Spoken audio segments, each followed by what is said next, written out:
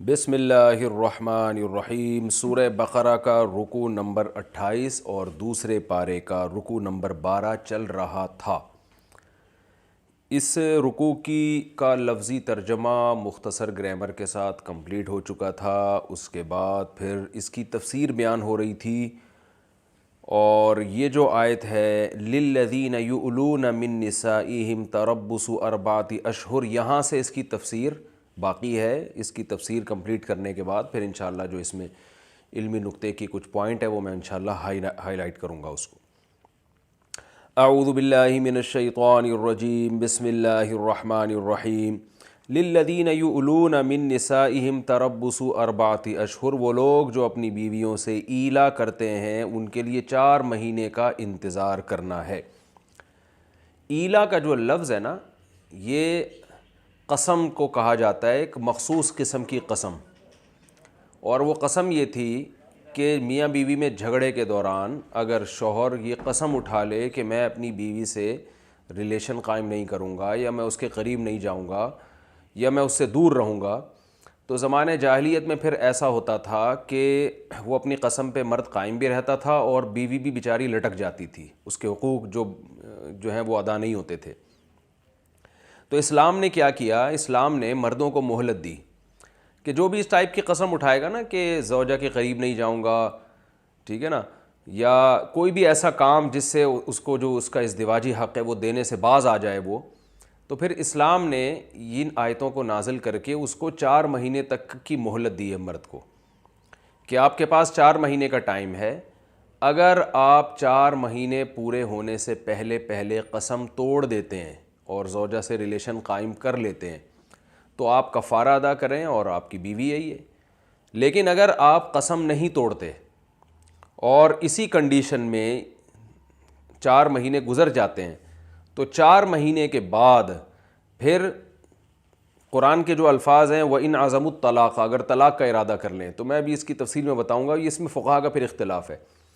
4 مہینے کے بعد امام ابو حنیفہ رحمہ اللہ تعالیٰ کے نزدیک خود بخود طلاق بائن واقع ہو جائے گی۔ طلاق بائن کہتے ہیں وہ طلاق جو طلاق تو ایک ہی ہو، لیکن بائن کا مطلب اس سے نکاح ٹوٹ جائے، تو ایک طلاق کے ساتھ نکاح ٹوٹ جائے گا، عورت آزاد ہو جائے گی، وہ جہاں چاہے نکاح کر سکتی ہے، اپنے اس پہلے والے شوہر سے نکاح کرنا چاہے اس سے بھی کر سکتی ہے، کہیں اور نکاح کرنا چاہے وہاں بھی کر سکتی ہے، یعنی عدت کے بعد نکاح ٹوٹ جائے گا۔ اور امام شافعی رحمہ اللہ تعالیٰ کے نزدیک نکاح نہیں ٹوٹے گا، لیکن عورت کو یہ رائٹ ہوگا، حق حاصل ہو جائے گا کہ وہ عدالت جا کے اپنا نکاح ختم کروا سکتی ہے، عدالت میں کیس کرے گی کہ بھئی 4 مہینے گزر چکے ہیں اور میرے شوہر نے مجھ سے کوئی ریلیشن قائم نہیں کیا اور قسم اٹھائی ہوئی تھی، تو میں عدالت سے مطالبہ کرتی ہوں میرا نکاح ختم کرے۔ عدالت اس کا نکاح ختم کر دے گی، چاہے اس کا شوہر اس پہ راضی نہ بھی ہو۔ تو اب امام شافعی کے نزدیک عورت عدالت سے نکاح ختم کروائے گی، امام ابو حنیفہ کے نزدیک خود بخود نکاح ختم ہو جائے گا، اور عورت کو یہ حق نہیں ہے کہ وہ نکاح کو باقی رکھ سکے۔ عورت اگر اپنے شوہر کے ساتھ رہنا چاہتی ہے تو دوبارہ نکاح کر لے، یہ آپشن اس کے پاس موجود ہے۔ تو جو دلائل ہیں اس کی حاجت نہیں ہے، امام شافعی کے کیا دلائل ہیں، ان کے بھی اپنے دلائل ہیں، اور امام شافعی کی مضبوط دلیل جو ہے نا عقلی ہے، وہ عقلی یہ ہے کہ اسلام نے یہ جو شوہر کو حکم دیا تھا کہ وہ 4 مہینے کی اگر وہ قسم اٹھا لیتا ہے اور وہ بیوی کے پاس نہیں جاتا، تو یہ ظاہر ہے عورت کے حق کو بچانے کے لیے کہ بھئی ایسا آدمی جو بیوی کو اس طرح سے لٹکا کے چھوڑ دے، تو عورت کو رائٹ ہونا چاہیے، حق حاصل ہونا چاہیے کہ وہ چاہے تو اسی کے ساتھ رہے، چاہے تو ڈیورس لے لے۔ تو یہ عورت کے فائدے کے لیے، تو اس میں عورت پر کو اختیار ہوگا، یعنی عورت کو رائٹ حاصل ہوگا یہ کہ وہ چاہے تو شوہر کے پاس رہنا چاہے تو رہ بھی سکتی ہے، اور چاہے تو اپنا نکاح ختم کروا سکتی ہے عدالت کے ذریعے، یعنی زبردستی خود بخود نکاح ختم نہیں ہوگا۔ جبکہ امام ابو حنیفہ رحمہ اللہ تعالیٰ کی جو دلیل ہے، ایک تو صحابہ کے کچھ فتاوی ہیں، عبداللہ بن مسعود اور چند دیگر صحابہ کے، اور قرآن کے جو الفاظ ہیں نا اس سے یہ پتہ چلتا ہے کہ عورت کو یہ اختیار نہیں ہے، بلکہ نکاح لازماً ختم ہو جائے گا، کیونکہ اسلام پھر ایسی عورت کو ایسے مرد کے ساتھ نہیں رکھنا چاہتا ہے، اور خواتین کی طبیعت میں نرمی ہوتی ہے، مرد بہلا پھسلا کے اس کو دوبارہ آمادہ کر لے گا، تو امام حنیفہ کی رائے یہی ہے کہ نکاح ختم ہو جائے گا۔ اور قرآن میں صرف اشارہ بھی ہے، وہ اشارہ کیا ہے کہ دوبارہ الفاظ پڑھ لیتا ہوں، وہ لوگ للذین یؤلون من نسائہم تربص اربعۃ اشہر، وہ لوگ جو اپنی بیویوں سے ایلا کرتے ہیں ان کے لیے 4 مہینے کی مہلت ہے. ان فاؤ، اگر وہ لوٹ آئیں یعنی ایلا سے رجوع کر لیں، رجوع کا مطلب یہی ہے کہ زوجہ سے ہم بستری کر لیتے ہیں، تو فإن اللہ غفور رحیم، تو اللہ معاف کرنے والا ہے. یعنی قسم کا کفارہ ادا کر لو، اللہ معاف کر دے گا، نکاح ختم نہیں ہوگا. وَإِنْ عَزَمُوا الطَّلَاقَ، اور اگر ان مردوں نے طلاق کا ارادہ کر لیا ہے. اب دیکھیں یہ جو وَإِنْ عَزَمُوا الطَّلَاقَ کے الفاظ ہیں اللہ نے فَإِنْ فَاؤُوا کے مقابلے میں ذکر کیے ہیں. یعنی فَإِنْ فَاؤُوا، مرد اگر ایلا سے رجوع کر لے تو اللہ معاف کرنے والا ہے، اور اگر طلاق کا ارادہ کر لے، کیا مطلب اگر ایلا سے رجوع نہ کرے، یوں ہونا چاہیے تھا نا، تو ایلا سے رجوع نہ کرنے ہی کو طلاق قرار دیا گیا ہے. یعنی اللہ نے گویا بتا دیا کہ تم اگر ایلا سے رجوع نہیں کرتے تو اللہ کی نظر میں پھر یہی ہے کہ تم نے طلاق کا ارادہ کر لیا ہے.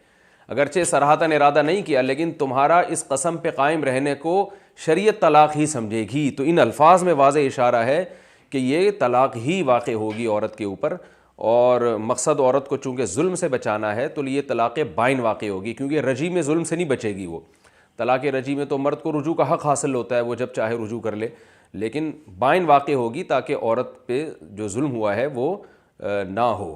اور رہا یہ مسئلہ کہ عورت کو اختیار دیا جائے، تو وہ طلاق بائن کے بعد بھی عورت کو اختیار ہے بھائی، اگر وہ چاہے تو دوبارہ اسی مرد سے دوبارہ نکاح کر لے، چاہے تو کہیں اور کر لے، لیکن یہ کہ عورت کے مرد کے ہاتھ سے معاملہ نکل جائے گا.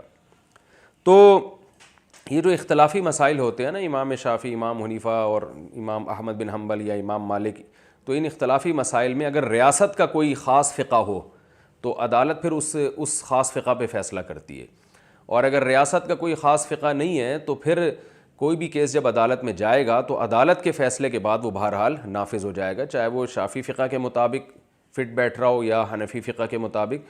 تو عدالت میں جب بھی کوئی کیس جاتا ہے، یاد رکھیں، تو چاروں فقہ میں سے کسی بھی فقہ کے مطابق اگر وہ صحیح ہے تو پھر اسی پر فیصلہ کیا جاتا ہے. پھر مفتی بھی اسی کا پابند ہوتا ہے کہ وہ عدالت کے فیصلے کو صحیح قرار دے. تو یہ بھی ایک اسلام کا حکم تھا. تو اس میں اہم چیز جو یہ ہے وہ 4 مہینے کی ایسی مدت سمجھی گئی ہے جس میں مرد کے لیے عورت سے دور رہنا قسم کھا کے، اس کو گویا عورت پہ ظلم سمجھا گیا ہے.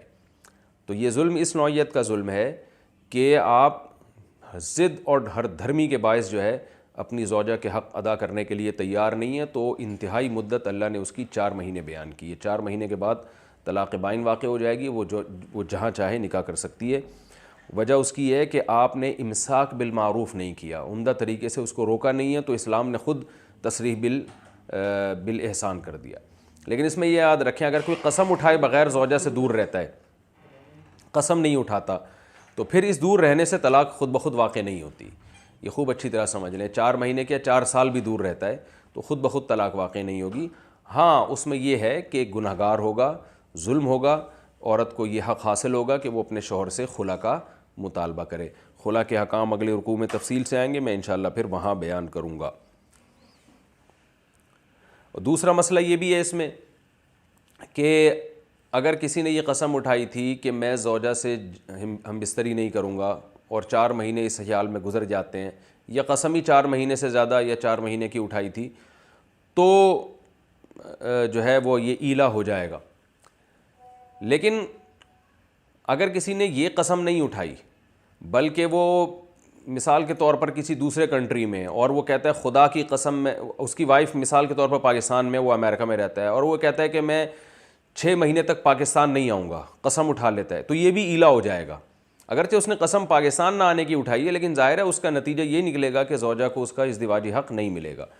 تو کوئی بھی ایسا عمل جس سے جو ہے شوہر اور میاں بیوی کا جو ریلیشن ہوتا ہے، اس ریلیشن سے بچنے کی، چاہے صراحتاً ہو یا اشارتاً ہو، قسم اٹھائی جائے تو اس سے ایلا متحقق ہو جاتا ہے. دوسری بات یہ کہ ایلا سے رجوع کرنے کے لیے ضروری ہے کہ مرد اپنی زوجہ سے اس کا جو جماع کا حق ہے وہ اس کو ادا کرے. اگر وہ جماع کا حق ادا کرنے پر قادر نہیں ہے بیماری کی وجہ سے، تو پھر زبان سے بھی رجوع کرنا کافی ہے. زبان سے زوجہ کو کہہ دے کہ میں نے اپنی ایلا سے رجوع کر لیا ہے. آگے اللہ تعالیٰ کا ارشاد ہے وَالْمُطَلَّقَاتُ يَتَرَبَّصْنَ بِأَنفُسِهِنَّ ثَلَاثَةَ قُرُوء. یہ بھی اسلام کا ایک امتیازی حکم ہے کہ طلاق یافتہ عورتیں اپنے آپ کو روک کے رکھیں گی 3 حیض یا 3 طہر۔ کیا مطلب؟ جب بھی کسی عورت کو طلاق ہوگی تو اسلام میں وہ عورت فوراً کہیں اور نکاح نہیں کر سکتی۔ دنیا کے جتنے بھی مذاہب ہیں اس میں ادھر نکاح ختم ہوا ادھر عورت فوراً کہیں اور شادی کرتی ہے، تو اسلام میں اس کی قطعاً اجازت نہیں ہے، کم سے کم 3 مینسز اس کو رکنا پڑے گا۔ اب یہ جو قرء کا لفظ ہے یہ حیض کو بھی کہتے ہیں اور 2 حیض کے درمیان جو پاکی کے ایام ہوتے ہیں ان کو بھی کہا جاتا ہے۔ امام شافعی رحمہ اللہ تعالیٰ کے نزدیک اس سے مراد ہے پاکی کے ایام۔ کیا مطلب؟ جب بھی عورت کو طلاق ہوگی تو پھر اس طلاق کے بعد مکمل 3 طہر گزریں گے تو عورت کی عدت ختم ہو جائے گی۔ امام ابو حنیفہ کے نزدیک 3 حیض گزریں گے اور قرآن کا لفظ دونوں کو شامل ہے۔ امام و حنیفہ رحمہ اللہ تعالیٰ کی جو دلیل ہے نا وہ قرآن کا یہ ثلاثہ کا لفظ ہے 3۔ وہ کہتے ہیں کہ اگر اس سے طہر مراد لیا جائے، پاکی کے ایام مراد لیے جائیں تو طلاق دینے کی اجازت پاکی کے ایام میں ہی ہے۔ مثال کے طور پر ایک آدمی نے زوجہ کو پاکی کے ایام میں طلاق دی۔ مثال کے طور پر ایک خاتون کو مینسز بند ہوئے مہینے کی 1 تاریخ کو، اب اس نے شوہر نے طلاق دی ہے 3 یا 4 یا 5 تاریخ کو، تو اب کیا ہوگا کہ یہ والا جو طہر ہے نا یہ آدھا گزر چکا ہوگا، آدھا باقی ہوگا اور یہ عدت میں کاؤنٹ نہیں ہوتا۔ اس کے بعد اس کو مینسز آئیں گے، پھر مزید 3 طہر آئیں گے اس کو، تو یہ 3 اور یہ والا آدھا ملا کے 3.5 ہو جائیں گے۔ تو 3 طہر عدت نہیں ہو سکتی عورت کی، 3.5 ہوں گے یا 3.25 ہوں گے یا 3.25 ہوں گے، کچھ نہ کچھ، یعنی 3 کا عدد پورا ہوتا ہوا نظر نہیں آئے گا۔ جبکہ اگر اس سے حیض مراد لیا جائے تو 3 حیض جب عورت کو پاکی کے ایام میں کسی مرد نے طلاق دی ہے تو مکمل 3 مینسز آ کے گزریں گے اور عدت پوری ہو جائے گی۔ تو چونکہ امام حنیفہ رحمہ اللہ تعالیٰ قرآن کے الفاظ کو بہت زیادہ فوکس کرتے ہیں تو وہ کہتے ہیں کہ قرء سے اگر ہم، قرء کی جمع قروء آتی ہے، قرء سے اگر ہم حیض مراد لیتے ہیں تو یہ 3 حیض عدت آرام سے پوری ہو سکتی ہے، لیکن اگر ہم اس سے طہر مراد لیتے ہیں تو 3 نہیں ہوں گے، 3.5 ہو جائیں گے، تو یہ قرآن کے لفظ پر عمل نہیں ہوگا۔ تو یہ بہت مضبوط دلیل ہے، اسی وجہ سے امام احمد ابن حنبل رحمہ اللہ تعالیٰ بھی اس مسئلے میں امام و حنیفہ کے ساتھ ہیں کہ 3 مینسز ہوں گے۔ اور ویسے بھی حیض جو ہے یہ اس کی علامت ہوتی ہے کہ یہ عورت پریگننٹ، اس کو پریگننسی نہیں ہے، تو 3 حیض سے زیادہ بہتر طریقے سے پتہ چل سکتا ہے کہ جو ہے اس کی عدت جو ہے وہ حیض ہی کے ذریعے ہوگی، کیونکہ عدت کا ایک بنیادی مقصد ہوتا ہے یہ ثابت ہو جائے کہ اسے خاتون کو پریگننسی نہیں ہے، یہ حمل نہیں ہے ان کو۔ بہرحال امام شافعی رحمہ اللہ تعالیٰ بھی مجتہد ہیں، اگر کوئی ان کے فقہ کو فالو کرتا ہے تو اس میں بھی کوئی حرج نہیں ہے، ان کے بھی اپنے دلائل ہیں۔ وَلَا يَحِلُّ لَهُنَّ، اللہ تعالیٰ فرماتے ہیں کہ ان عورتوں کے لیے، یعنی جن خواتین کو طلاق ہو جائے، ان کے لیے جائز نہیں ہے أَن يَكْتُمْنَ مَا خَلَقَ اللَّهُ فِي أَرْحَامِهِنَّ، کہ اللہ نے ان کے رحم میں جو بچہ پیدا کیا ہے یہ اس کو چھپا دیں۔ اس بات کا پورا خطرہ موجود ہوتا ہے کہ جب کسی خاتون کو طلاق ہو تو چونکہ وہ اپنے شوہر سے نفرت میں آ جاتی ہے تو عین ممکن ہے کہ وہ پریگننسی ہو اس کو اور وہ چھپا دے اس کو، اور پھر وہ کہہ دے کہ میری 3 مینسز عدت پوری ہو چکی ہے، اور پھر وہ کہیں اور شادی کرے اور وہ بچہ دوسرے کے کھاتے میں نہ ڈال دے۔ اس کا بھی پورا خطرہ موجود ہوتا ہے اور اس کا بھی خطرہ موجود ہوتا ہے کہ خاتون کو جب طلاق ہوئی ہو تو وہ اس حمل کو ضائع کر دیں، حالانکہ وہ حمل جو ہے اس کے شوہر کا ہے، میاں بیوی میں اگرچہ طلاق ہو جائے لیکن بچہ تو بہرحال دونوں کا بچہ ہے، تو دونوں کا حق اس سے متعلق ہے، تو طلاق کے بعد شوہر کی پرمیشن کے بغیر چھپ کے بچے کو ضائع کر دینا یہ جائز نہیں ہے، حرام ہے۔ تو اللہ نے ارشاد فرمایا، کیونکہ بہرحال وہ اس کا والی وارث ہے اس کے میاں کا جس نے اس عورت کو طلاق دی ہے، اور اس کا بھی والی وارث ہے، تو نہ مرد کے لیے جائز ہے کہ بیوی کی پرمیشن کے بغیر اس طرح سے ایبورشن کرے، نہ عورت کے لیے جائز ہے کہ شوہر سے چھپ کے یہ کام کرے، اور نہ اس عمل کو چھپانے کی اجازت ہے۔ تو کیونکہ نسب کی اسلام حفاظت کرتا ہے، اولاد کی حفاظت کرتا ہے اسلام، تو اور نسل بڑھانے پر اسلام حریص بھی ہے، اور اس میں ظاہر ہے مرد کا بھی نقصان ہے کہ اس کا والی وارث ہو سکتا ہے دوبارہ وہ مرد شادی کرے، اس کی اولاد ہی نہ ہو تو یہی اولاد ہو اس کی، تو بہت سارے اس میں احتمالات ہیں، اور بچے کا بھی نقصان ہے۔ یاد رکھیں حمل 1 دن کا بھی ہوگا تو اس کو بھی سخت شرعی عذر کے بغیر آپ گرا نہیں سکتے، وہ شرعی اعذار کیا ہیں وہ ایک الگ ٹاپک ہے، لیکن جو ذرا سی باتوں پہ پریگننسی کو خواتین ضائع کر دیتی ہیں بالکل ناجائز ہے، حرام ہے۔ اور عجیب بات یہ ہے کہ دنیا کے 1-2 ملکوں کے علاوہ پوری دنیا میں یہ اللیگل ہے، حتیٰ کہ جو برٹش لا ہے، برطانیہ کا جو قانون ہے، اس میں 13 سال کی بچی اگر کسی نے اس کے ساتھ جبری زنا کیا، جبراً بدکاری کی، اور اس کو پریگننسی ہو گئی تو وہ اس پریگننسی کو بھی ضائع نہیں کر سکتی. تو دنیا میں اس کے بڑے سخت لا بنے ہوئے ہیں. اسلام نے بھی بہت 1400 سال پہلے اس کے بارے میں جو آیتیں نازل کیں وہ یہی ہیں. وَلَا يَحِلُّ لَهُنَّ، فرمائے ان عورتوں کے لیے حلال نہیں ہے أَن يَكْتُمْنَ مَا خَلَقَ اللَّهُ فِي أَرْحَامِهِنَّ، کہ اللہ نے ان کے رحم میں جو بچہ پیدا کیا ہے اس کو یہ چھپا دیں. ان كُنَّ يُؤْمِنَّ بِاللَّهِ وَالْيَوْمِ الْآخِرِ، اگر یہ اللہ اور آخرت پر ایمان رکھتی ہیں. کیونکہ دنیا کا کوئی قانون ایسا نہیں ہے جو اس پر 100% عمل کرا سکے. چھپ کے بہت سارے کام ہو جاتے ہیں. ہندوستان میں جو الٹرا ساؤنڈ سے اگر پتہ چلے کہ ماں کے پیٹ میں بچی ہے، لڑکی ہے، تو اس کو ضائع نہیں کرا سکتے آپ، لیکن کروڑوں لڑکیوں کو حمل گرایا گیا ہے ڈاکٹروں کو پیسے کھلا کے. چائنا میں بھی ایسا ہوتا ہے. تو اس لیے اللہ نے فرمایا اگر ان عورتوں کا اللہ اور آخرت پر ایمان ہے، ان کو پتہ ہے کہ آخرت میں حساب و کتاب ہوگا، تو پھر ان کے لیے حلال نہیں ہے. تو اللہ کے خوف سے اس قانون پر عمل کرنا ہے.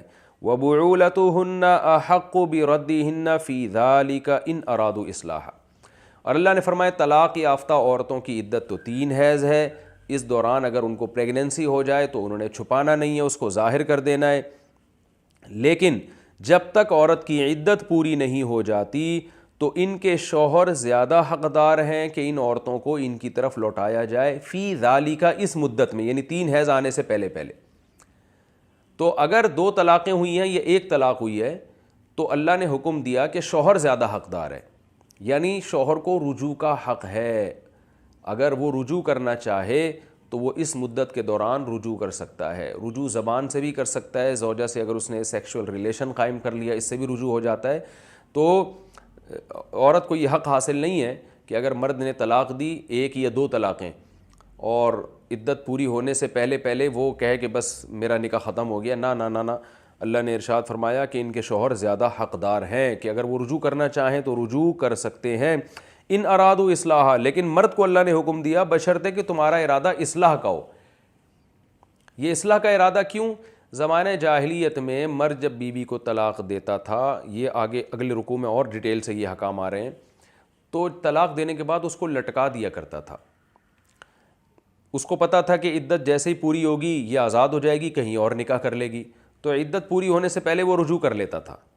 رجوع کرتا اس لیے سے نہیں کہ محبت سے رکھوں گا، بلکہ دوبارہ پھر طلاق دوں گا، اور پھر طلاق دے کے رجوع کر لیتا، پھر طلاق دے کے رجوع کر لیتا. لٹکا کے رکھتا، نہ بیوی بنا کے رکھ رہا ہے نہ اسے چھوڑ رہا ہے کہ کہیں اور شادی کرے.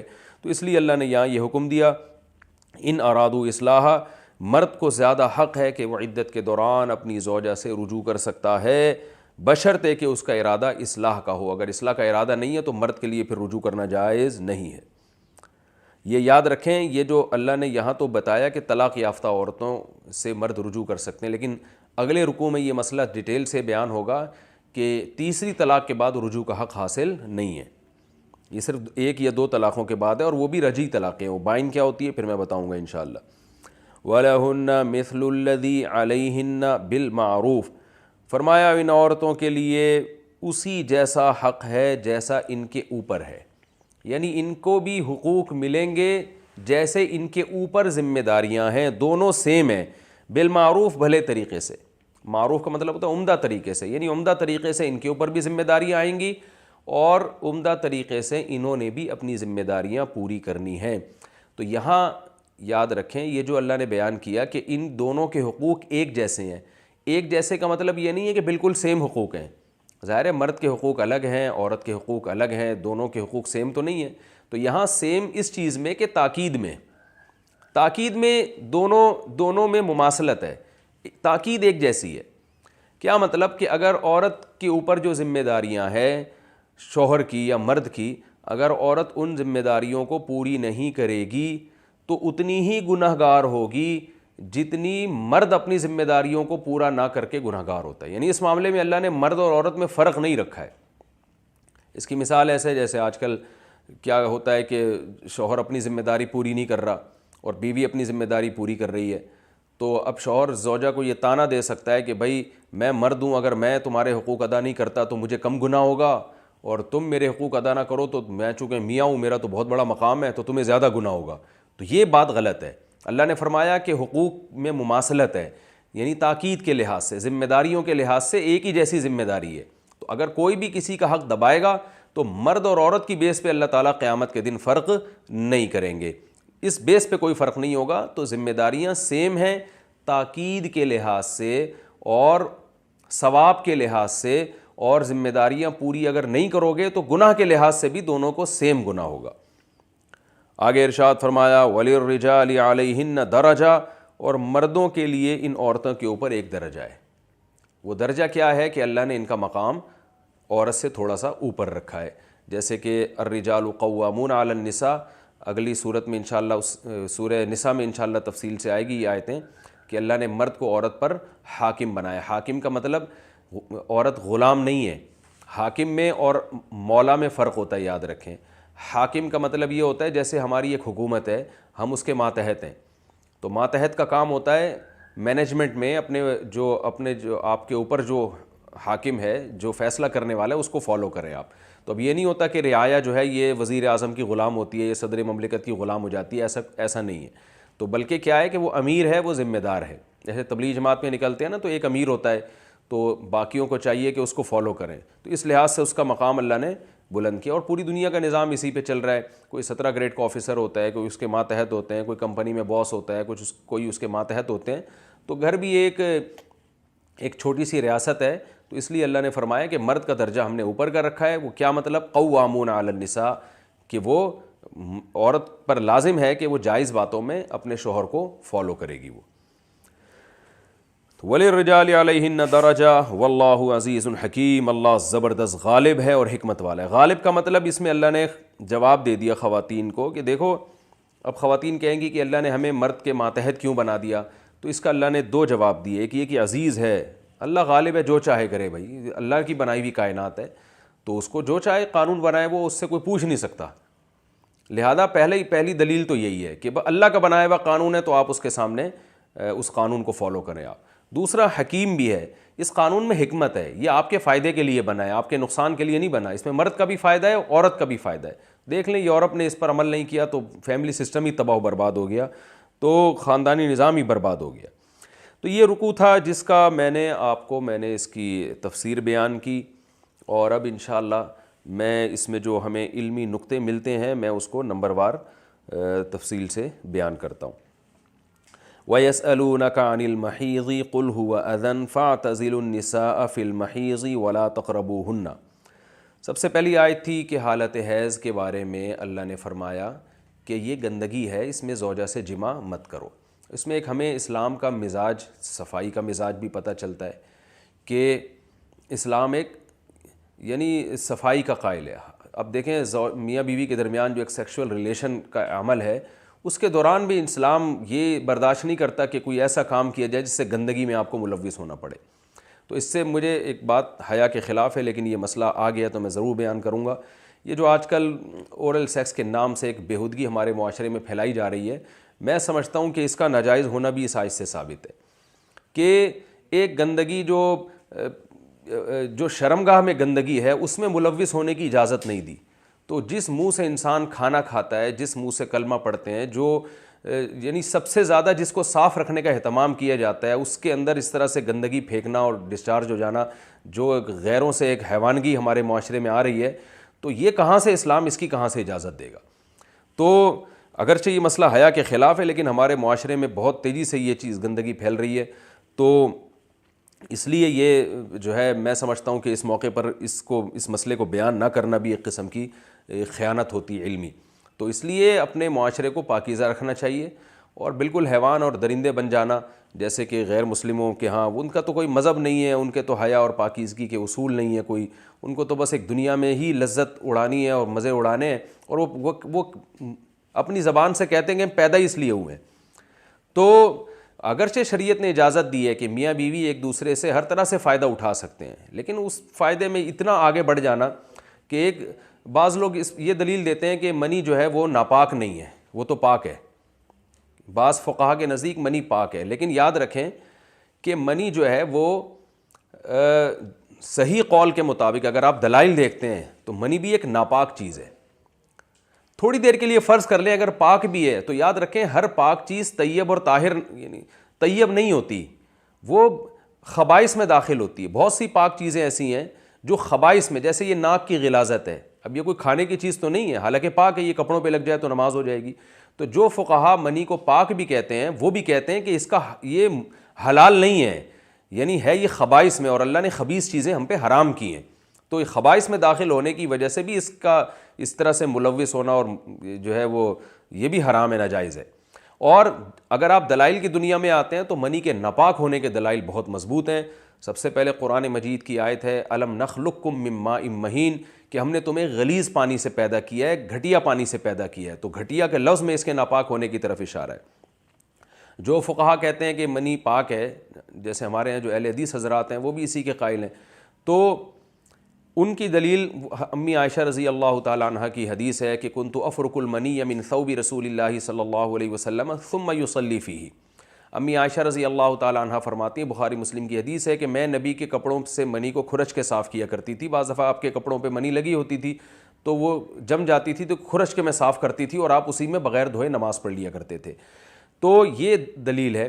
تو اس کا جواب یہ ہے کہ یہ جو کھرچنا ہے نا، کھرچنا یہ اس کی علامت ہے کہ ناپاک ہے، کیونکہ جب بھی کوئی چیز سخت ہو جائے اور جو ہے نا وہ جم جائے تو اس کو پاک کرنے کا طریقہ یہ ہے کہ اس میں پھر دھونا ضروری نہیں ہے. جیسے فقہا نے بیان کیا، اور یہ حدیث سے بھی مسئلہ ثابت ہے، کہ تلوار میں جب صحابہ کرام کے اگر خون لگا ہوتا تھا تو اس کو زمین پہ رگڑا کرتے تھے اور پھر اسی کو پہن کے نماز پڑھ لیا کرتے تھے. تو خون بھی حالانکہ ناپاک چیز ہے، قرآن سے بھی ثابت ہے، جمہور فقہا اسی کے قائل ہیں. تو صحابہ کرام اس کو رگڑ کے جو ہے وہ پاک کر لیا کرتے تھے، کیونکہ جو چیزیں جو نجاست جن کا جسم ہوتا ہے نا وہ رگڑنے سے اپنی جگہ سے دور ہو جاتی ہیں. تو اسی طرح حدیث میں آتا ہے کہ جو ہے اور بھی بہت ساری روایات ملتی ہیں اس بارے میں کہ نجاست جب یعنی اس کا کوئی جسم ہوگا تو رگڑنے سے وہ پاک ہو جائے گی. تو منی اگر کپڑوں پہ لگ جائے تو اس کو کھرچنے سے، کیونکہ اپنی جگہ سے ہٹ جاتی ہے وہ، تو اس لیے، اور اگر کوئی باقی مقدار رہ بھی جائے تو اتنی تھوڑی ہوتی ہے کہ معاف ہوتی ہے. تو اس لیے اس کو اس سے حدیث سے یہ استدلال کرنا کہ یہ پاک ہے یہ ٹھیک نہیں ہے. اور بھی بہت ساری احادیث ہیں جن میں امی عائشہ رضی اللہ تعالیٰ عنہ فرماتی ہیں کہ میں باقاعدہ دھویا کرتی تھی منی کو. یہ بھی بخاری مسلم کی حدیثیں، صحیح حدیثیں. تو حدیثوں میں ہمیں دونوں طرح سے ملتا ہے کہ کھرچنا بھی ملتا ہے اور دھونا بھی ملتا ہے. ایسی کوئی حدیث ہمارے پاس نہیں ہے جس میں آتا ہو کہ وہ اسی طرح کپڑوں پہ لگی ہوتی تھی اور بغیر کھرچے آپ صلی اللہ علیہ وسلم نماز پڑھ لیا کرتے تھے. ایسی کوئی حدیث نہیں ہے. اور غسل کا جو طریقہ نبی صلی اللہ علیہ وسلم سے امی عائشہ رضی اللہ تعالیٰ عنہ بیان فرماتی ہیں وہ بھی یہ کہ جب آپ غسل کے لیے بیٹھتے تھے تو سب سے پہلے آپ جو ہے وہ غسل جنابت میں اپنے جسم سے منی کو دور کیا کرتے تھے، اور اپنے ہاتھ پہ جو آپ کے نجاست لگی ہوتی تھی، منی لگی ہوتی تھی، اس کو آپ زمین پہ ہاتھ کو اچھی طرح رگڑ کے پاک کرتے تھے. تو یہ تمام اس بات کی علامتیں ہیں کہ یہ ناپاک ہے. اور بھی بہت ساری روایات ہیں اس بارے میں. عقل کا تقاضا بھی یہی ہے کہ مزی جو ٹرانسپیرنٹ پانی ہوتا ہے نا وہ نکلنے سے وضو فرض ہوتا ہے اور منی کے نکلنے سے غسل فرض ہوتا ہے. اب مزی کے ناپاک ہونے پر تو سب کا اتفاق ہے. تو اب کیسی بات ہے کہ جس کے نکلنے سے وضو فرض ہو رہا ہے وہ تو ناپاک ہو اور جس کے نکلنے سے غسل فرض ہو رہا ہے وہ پاک ہو. تو اس لیے اس میں بھی امام حنیفہ رحمہ اللہ اور امام مالک کے دلائل بہت مضبوط ہیں کہ منی ایک ناپاک چیز ہے، کپڑوں پہ لگ جائے گی تو نماز ادا نہیں ہوگی. بہرحال پاک ہو یا ناپاک ہو، دونوں صورتوں میں اس کا اورل سیکس کے ذریعے جو ہے اس طرح یعنی اس طرح کا استعمال کہ وہ منہ اس سے ملوث ہوتا ہو، یہ تو بالکل ناجائز عمل ہے. تو یہ بھی ایک پہلی علمی نقطے کی بات ہمیں ان آیتوں سے یہ پتہ چلتی ہے.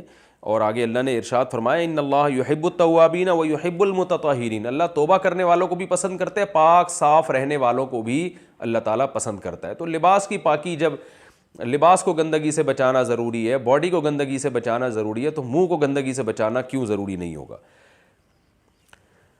دوسرا علمی نقطے کی بات ہمیں یہ پتہ چلتی ہے، یہاں میں ایک حیض کے مسائل بھی بیان کروں گا تھوڑے سے، وہ بھی اسی علمی نکات کے تحت آئیں گے، کہ عورت کے حیض کے ایام ٹوٹل کتنے ہوتے ہیں. بھی فقہا میں اچھا خاصا اختلافی مسئلہ ہے. چونکہ بر صغیر میں فقہ حنفی رائج ہے، 99% لوگ اسی کو فالو کرتے ہیں.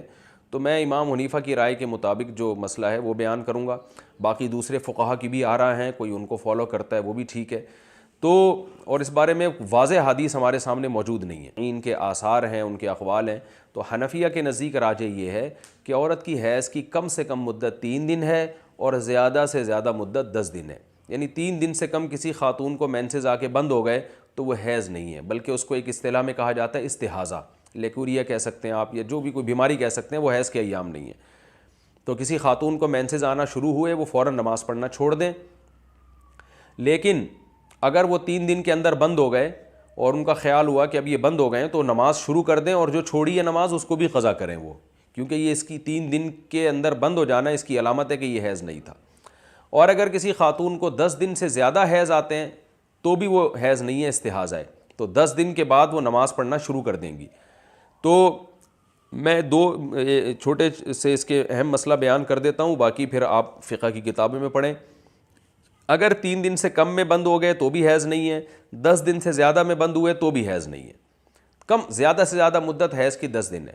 اب ایک خاتون کو جنوری میں یا محرم میں مینسز آئے 6 دن، تو ان پر لازم ہے کہ وہ اپنے ان دنوں کو ڈائری میں نوٹ کر لیں کہ بھئی مجھے 6 دن مینسز ہوئے ہیں، کیونکہ اب اگلے مہینے یہ 6 دن ہی مینسز کے کہلائیں گے. اب جب اگلے مہینے بلیڈنگ شروع ہوئی ہے تو اگر 6 دن سے پہلے بند ہو گئے تو اس کا مطلب یہ ہے کہ اب ان کی عادت چینج ہو گئی ہے، تو وہ نوٹ کر لیں بھائی اس دفعہ 5 دن مینسز ہوئے ہیں تو اب اگلے مہینے 5 دن ہی سمجھے جائیں گے. لیکن اگر وہ 6 دن میں بند نہیں ہوتے، 7 دن میں یا 8 دن میں بند ہوتے ہیں، تو نوٹ کر لیں کہ 8 دن ہے میری، یعنی میری عادت اب 8 دن کی ہو گئی ہے، تو 8 دن نمازیں چھوڑنی ہے. یہ نوٹ کرنا کیوں ضروری ہے؟ یہ اس لیے ضروری ہے کہ اگر کسی مہینے میں کسی خاتون کو 10 دن سے زیادہ مینسز آتے ہیں تو 10 دن سے زیادہ مینسز اس کی علامت ہے، یہ حیض نہیں ہے. تو اب کیا ہوگا، وہ یہ دیکھیں گی پچھلے مہینے کتنے دن مجھے بلیڈنگ ہوئی تھی. 5 دن بلیڈنگ ہوئی تھی، اٹ مینس کہ 5 دن تک مینسز کے ایام ہیں، اور 5 دن سے زیادہ جتنے ایام تھے وہ سارے استحاضہ کے سمجھے جائیں گے، اور اس میں جو انہوں نے نمازیں چھوڑی ہیں وہ نمازیں قضا کرنی پڑیں گی. رمضان کے روزے اگر چھوڑیں وہ تو ویسے ہی قضا کرنے پڑتے ہیں، تو نمازیں بھی ان کو قضا کرنی پڑیں گی. تو یہ خوب اچھی طرح سمجھ لیں کہ 10 دن سے زیادہ کسی خاتون کو جب مینسز آتے ہیں تو پھر پچھلے مہینے جتنے دن آئے تھے اتنے دن حیض کے سمجھے جاتے ہیں، اور اس سے اضافی جتنے بھی ہوتے ہیں وہ استحاضہ کے.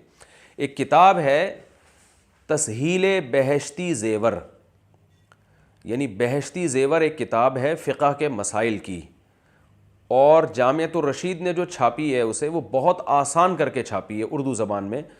تو جامعۃ الرشید کی جو چھپی ہوئی بہشتی زیور ہے تسہیل بہشتی زیور کے نام سے، وہ ہر گھر کی ضرورت ہے. اس میں یہ حیض و نفاس کے مسائل خواتین کے بہت ڈیٹیل سے لکھے ہوئے ہیں. تو جتنی بھی خواتین ہیں جو لیکچر سنتی ہیں وہ کتاب اپنے گھر منگوائیں، اور مردوں کے بھی بہت سے مسائل ہیں، خواتین کے بھی بہت آسان کر کے، تو وہ اپنے گھر میں لازمی رکھیں، کیونکہ آج حیض و نفاس کے مسائل بھی بہت سی خواتین کو نہیں آتے. اور پھر یہ اتنے زیادہ مسائل ہیں کہ علماء کرام سے اگر آپ پوچھنا شروع کریں تو وہ بہت ٹائم لگتا ہے ان مسائل کو سمجھانے میں. تو یہ کتاب اپنے گھر میں رکھنی چاہیے، اس میں موٹے موٹے مسائل پڑھنے چاہیے. کوئی سمجھ میں نہ آئے تو پھر وہ علماء کو فون کر کے یا کسی طرح مدرسے سے رابطہ کر کے ان سے کنفیوژن دور کی جا سکتی ہے، لیکن پہلے ایک دفعہ وہ پڑھ لیں.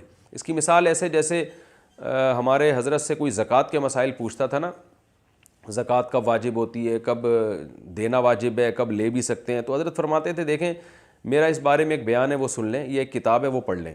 اس کے بعد اگر کوئی چیز سمجھ میں نہیں آئے تو فون کریں، کیونکہ بعض چیزیں ایسی ہوتی ہیں کہ اس میں ایک آدمی کو کچھ بھی نہیں پتا، اس کو پھر سمجھانے میں 1-1 گھنٹہ لگ جاتا ہے. تو ایسے ہی مسائل میں میرا بھی زکوٰۃ کے مسائل سے متعلق ایک بیان ہے، گوگل پہ آپ سرچ کریں گے زکوٰۃ کے مسائل لکھیں گے مفتی طارق مسعود آ جائے گا. تو زکوٰۃ کے مسائل میں بھی لوگوں سے کہتا ہوں یار وہ پورا بیان سن لیں، اس کے بعد کوئی چیز سمجھ میں نہ آئے تو پوچھیں. تو اسی طرح حیض و نفاس کے جو مسائل ہیں اس بہت زیادہ ڈیٹیل ہے اس میں. تو خواتین یہ کتاب پڑھ لیں، اپنے گھر میں رکھیں. پھر کوئی چیز سمجھ میں نہیں آئے تو مدرسۃ البنات سے جو عالمات فارغ ہوتی ہیں ان سے رابطہ کریں. پھر بھی سمجھ میں نہ آئے مدرسے سے یا کسی مفتی سے رابطہ کر کے یہ مسائل پوچھے جا سکتے ہیں. تو یہ کتاب بہت ضروری ہے، اپنے گھر میں اس کو لازمی رکھیں. اچھا بھائی، دوسرا مسئلہ یہاں یہ پتہ چلتا ہے، اچھا اس میں حیض و نفاس میں یہ ذہن میں رکھیں کہ حیض کی حالت کے جو احکام ہیں ان میں تو ایک تو یہ حکم ہے کہ مرد زوجہ سے ہم بستری نہیں کر سکتا، اور باقی جو ہے زوجہ کے قریب جا سکتا ہے، بوس و کنار وغیرہ کرنا جائز ہے. دوسرا مسئلہ یہ ہے کہ حیض کی حالت میں عورت نماز نہیں پڑھ سکتی، نماز اس پر بالکل ہی معاف ہو جاتی ہے. البتہ رمضان کے روزے بھی نہیں رکھ سکتی، مگر روزوں کی قضا بعد میں کرنی پڑے گی.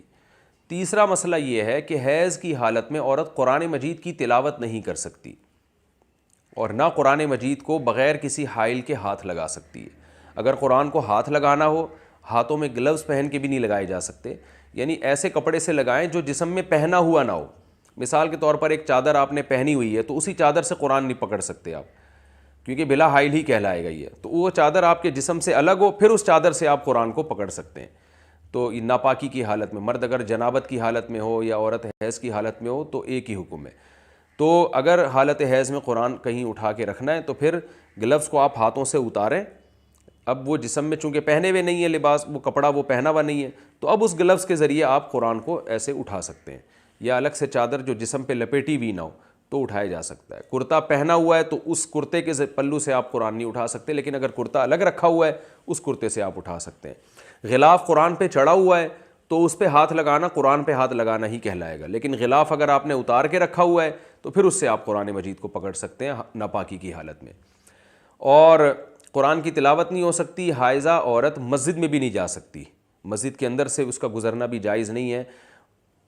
حائضہ عورت حج اور عمرہ کر سکتی ہے، لیکن حیض کی حالت میں وہ بیت اللہ کا طواف نہیں کر سکتی۔ طواف کے علاوہ تمام عبادتیں حالت حیض میں جائز ہیں، صرف طواف نہیں کر سکتی وہ، تو طواف کو ڈیلے کرنا پڑے گا، جب تک وہ پاک نہیں ہو جاتی طواف کریں۔ اور اگر واپسی کی فلائٹ ہے اور خاتون کو اندازہ ہے اگر میں نے پاک ہونے کا انتظار کیا تو میری فلائٹ مس ہو جائے گی، تو پھر ایسی صورت میں بعض صورتوں میں ایک دم دینا پڑتا ہے، اور بعض صورتوں میں یعنی ایک بکرا دینا پڑتا ہے، ذبح کرنا پڑتا ہے منی میں، اور بعض صورتوں میں حدود حرم میں، اور بعض صورتوں میں جو ہے اونٹ کی یا گائے کی قربانی دینی پڑتی ہے۔ وہ پھر حج عمرے کے تفصیلی مسائل ہیں، وہ بھی آپ کو بحثی زیور میں ڈیٹیل سے مل جائیں گے۔ باقی یہ کہ آج ایک بہت سے حضرات یہ فتویٰ دیتے ہیں کہ حالت حیض میں عورت قرآن کو ہاتھ لگا سکتی ہے۔ محترمہ ڈاکٹر فرحت ہاشمی صاحبہ، جن کی میں علمی خدمات کا بہت معترف ہوں، انہوں نے لبرل طبقے میں دین کا بہت زیادہ کام کیا ہے، اور بہت زیادہ خواتین جو اونچے لیول کی تھیں، اونچے طبقے کی تھیں، ان کی اسپیچز سن کے دین کی طرف آئی ہیں۔ اس کام کو میں بہت زیادہ اپریشیٹ کرتا ہوں، لیکن مسائل میں اختلاف کیا جا سکتا ہے، اور کیونکہ محترمہ بہت اچھی ایک داعیہ ہیں دین کی، لیکن ظاہر ہے مفتیہ نہیں ہیں، تو انہوں نے بھی ایک فتویٰ دیا تھا کہ حالت حیض میں عورتیں قرآن کو ہاتھ بھی لگا سکتی ہیں، تلاوت بھی کر سکتی ہیں۔ اس فتوے پہ جو ان کے دلائل تھے اس کے جوابات میں نے کلپ میں ریکارڈ کروائے ہیں، وہ یوٹیوب پہ میرا کلپ موجود ہے کہ ڈاکٹر فرحت ہاشمی صاحب کی وہ رائے بالکل غلط ہے اور حالت حیض میں قرآن کی اجازت نہیں ہے۔ تو وہ دلائل سے آپ میرا یوٹیوب پہ سرچ کریں گے تو وہ آ جائے گا انشاءاللہ۔ تو یہ کچھ حالت حیض کے احکام تھے جو میں نے بیان کیے۔ باقی یہ کہ حالت حیض میں عورت کو منحوس سمجھنا یہ زمانے جاہلیت کی رسم ہے، اسلام اس کی اجازت نہیں دیتا۔ میرا 1-1.5 مہینے پہلے سفر ہوا تھا کیلاش کا، چترال سے دور ایک گاؤں ہے، تو اس میں ابھی بھی زمانہ جاہلیت کی طرح کیا ہوتا ہے کہ ایک گھر انہوں نے بنایا ہوا ہے جو جن خواتین کو مینسز آنا شروع ہوتے ہیں وہ بالکل اس میں باؤنڈ ہو جاتی ہیں، اور ان کا کھانا الگ، برتن الگ، اور ان کو گویا کہ ایک طرح سے ایک منحوس سمجھا جاتا ہے۔ تو اب بھی ایسی رسومات ہیں، تو یہ غلط ہے، اسلام میں اس کی اجازت نہیں ہے۔ نبی صلی اللہ علیہ وسلم نے فرمایا یصنعوا کل شیء الا النکاح، زوجہ سے ہم بستری یعنی انٹرکورس کے علاوہ اس کے ساتھ رہنا، اس کے ساتھ سونا، یہ سب جائز ہے، بس یہ عمل ناجائز ہے ازروع حدیث۔ تو یہ پورے تفصیل سے میں نے مسائل بیان کیے۔ اب انشاءاللہ جو اس کے بعد والی اس جو آیت ہے انشاءاللہ میں اگلے ایپیسوڈ میں اس کے یعنی اس کے بعد جو مزید علمی نکات اس رکوع کے رہ گئے ہیں انشاءاللہ میں ان کو تفصیل سے اگلے ایپیسوڈ میں بیان کروں گا۔ اگر میں نے ابھی شروع کیا تو یہ 1-2 منٹ میں کمپلیٹ نہیں ہوں گے۔ اور میں نے آپ سے عرض کیا کہ یہ جو سورہ بقرہ کے رکوع چل رہے ہیں بہت ہی امپورٹنٹ ہیں، ہمارے روز مرہ کی زندگی سے، مسائل سے ان کا بڑا گہرا تعلق ہے، تو اس لیے آپ ان دروس کو بہت اہتمام سے سنیے گا اور ڈائری میں نوٹ بھی کریں اور ان مسائل کو آگے بھی پھیلائیں۔ اللہ تعالی ہم سب کو سمجھنے کی، عمل کرنے کی توفیق عطا فرمائے۔